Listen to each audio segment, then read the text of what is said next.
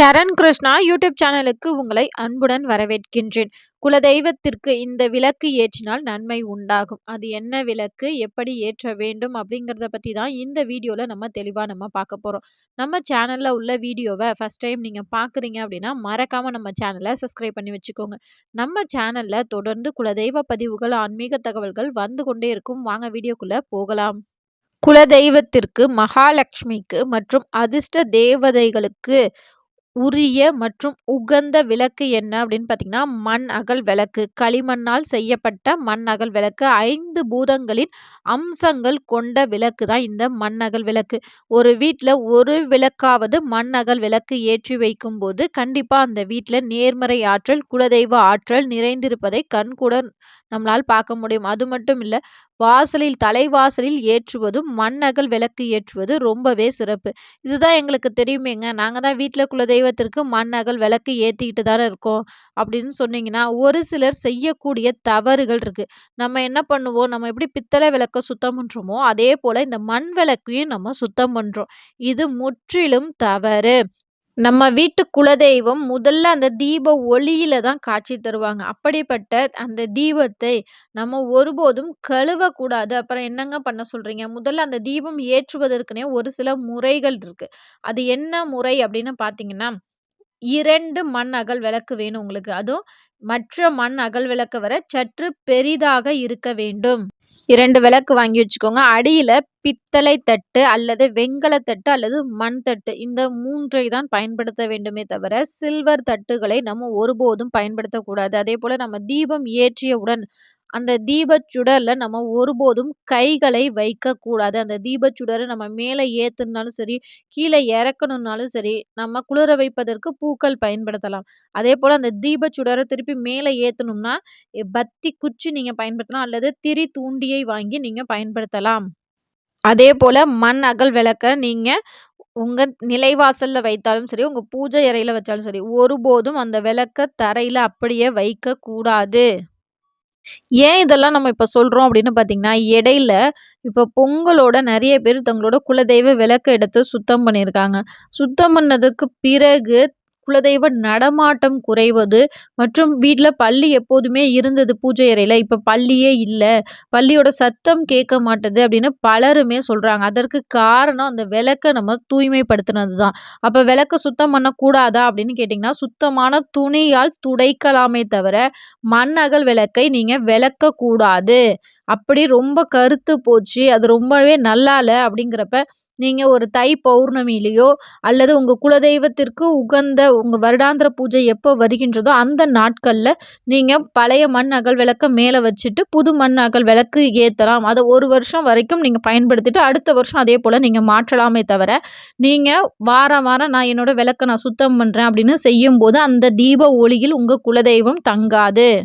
அதேபோல ஒரு சிலர் கல்லுப்பு மேல தீபம் ஏற்றுவது அல்லது அரிசி மேல தீபம் ஏற்றுவது, இதெல்லாம் செய்வது சரியா அப்படின்னு கேட்டிங்கன்னா, குலதெய்வத்திற்கு இப்படி செய்யக்கூடாது.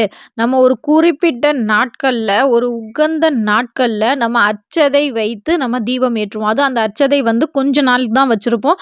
அடுத்து மறுவாரமே அதை எடுத்து நம்ம பயன்படுத்திக்குவோம் அல்லது குருவிகளுக்கு தானமா குடுப்போம். இப்போ ஒரு சிலர் என்ன பண்றாங்கன்னா, தொடர்ந்து இன்னைக்கு நீங்க அட்சதை போட்டு அது மேல தீபம் ஏற்றுறீங்கன்னா, அடுத்த தடவ ஒரு 15 நாள் கழிச்சு சுத்தம் பண்ணும்போது தான் அந்த அட்சதைய எடுப்பாங்க. அதுவரைக்கும் மண் அகல் விளக்குல என்ன ஆகும்னு பார்த்தீங்கன்னா, எண்ணெய் எல்லாமே கசிவடைந்து அந்த அரிசியில் கலந்துவிடும். இது போல செய்யும்போது அன்னபூரணி தாயாரின் கோபமும் இது ஒரு அசுத்தமானது தானே. அரிசி எண்ணெயோட கலந்துருச்சு அப்படின்னாலே அந்த இடத்துல எப்படி தெய்வம் வாசம் செய்யும்? ஸோ இந்த மாரி தவறுகளை ஒருபோதும் செய்யாதீர்கள்.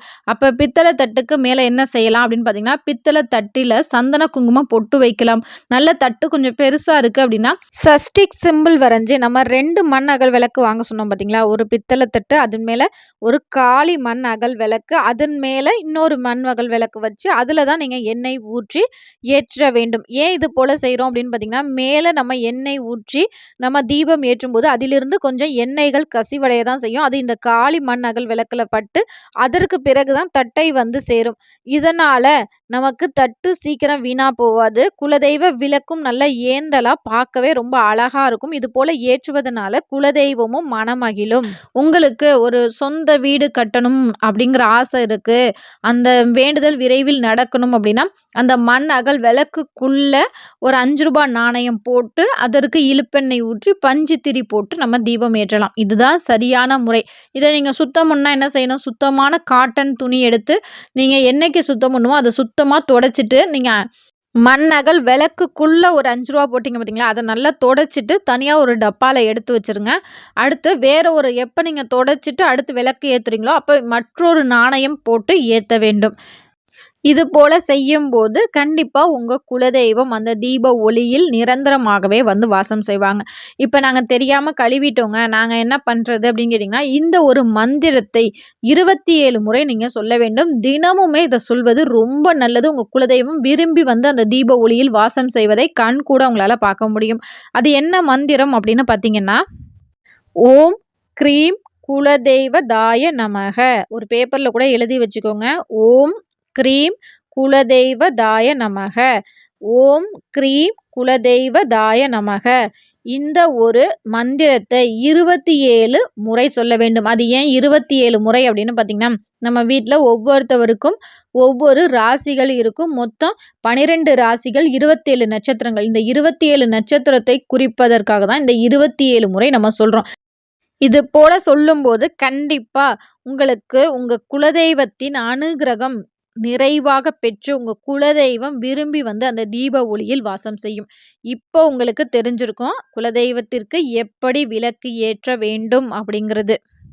ஒரு சிலர் இன்னுமே நம்ம சேனல்ல கேட்குற பதிவு என்ன அப்படின்னு பார்த்தீங்கன்னா, பருப்பு மேல தீபம் ஏற்றலாமா? உப்பு மேல தீபம் ஏற்றலாமா? அரிசி மேல தீபம் ஏற்றலாமா? அப்படின்னு கேட்டிங்கன்னா, முதல்ல ஒரு 48 நாட்கள் எந்த தடையும் இல்லாமல் உங்களால் சாதாரணமா நம்ம இலுப்பெண்ணெய் தீபம் உங்களால் ஏற்ற முடிந்தாலே போதும். உங்க வீட்ல அனைத்து தெய்வங்களும் வந்து வாசம் செய்யும். இத நம்ம தொடர்ந்து செய்தாலே போதும். நமக்கு அனைத்து நல்ல விஷயங்களும் நடக்கும். ஒரு சில குறிப்பிட்ட நாட்கள் இருக்கின்றது. குறிப்பிட்ட நட்சத்திரம் வரும்போது, அந்த நேரங்கள்ல நம்ம அரச இலையில தீபம் ஏற்றும்போது, அரசனை போல் வாழ்க்கை அமையும் அப்படின்னு சொல்லுவாங்க. அதனால ஒவ்வொரு விளக்கிற்கும் ஒவ்வொரு நேரங்கள் இருக்கின்றது. நம்ம சேனல்ல பொதுவா சொல்றது எல்லாராலயும் எளிமையா வீட்ல ஏற்றக்கூடிய தீபம் தான். ஆனா இந்த தீபங்கள முழு நம்பிக்கையோட மந்திரங்களை சொல்லிக்கொண்டு ஏற்றுங்கள். கண்டிப்பா உங்க வீட்டுக்கு குலதெய்வம் வரும். பள்ளி சத்தமிட ஆரம்பிக்கும். உங்க பூஜை அறையில பள்ளி வந்து இருக்கும். இது அனைத்துமே ஒன்றன் பின் ஒன்றாக கண்டிப்பா நடக்கும். இந்த வீடியோ பார்க்குற உங்களுக்கு இந்த வீடியோ பயனுள்ளதாக இருக்கும் என்ற நம்பிக்கையில் மற்றொரு வீடியோவில் சந்திக்கிறேன். இந்த வீடியோ பார்க்குற உங்களுக்கு உங்கள் குலதெய்வத்தை ரொம்பவே பிடிக்கும் அப்படின்னா மறக்காமல் இந்த வீடியோக்கு ஒரு லைக் பண்ணிடுங்க. குலதெய்வ நடமாட்டம் இல்லை அப்படின்னு சொல்லி வருத்தப்படுறவங்களுக்கு இந்த வீடியோவை ஷேர் பண்ணுங்க. இதை தொடர்ந்து ஒரு 27 நாட்கள் அல்லது 21 நாட்கள் செய்தாலே போதும். அவங்க வீட்டில் குலதெய்வ நடமாட்டம் நிறைவாக இருப்பதை அவங்களால கண்கூட அவங்களால பார்க்க முடியும். இந்த வீடியோ உங்களுக்கு பயனுள்ளதாக இருக்கும் என்ற நம்பிக்கையில் மற்றொரு வீடியோவில் சந்திக்கிறேன். இந்த வீடியோ உங்களுக்கு பிடிச்சிருந்தா லைக் பண்ணுங்க, ஷேர் பண்ணுங்க, மறக்காம சப்ஸ்கிரைப் பண்ணுங்க. இது உங்கள் சரண் கிருஷ்ணா யூடியூப் சேனல். நன்றி, வணக்கம்.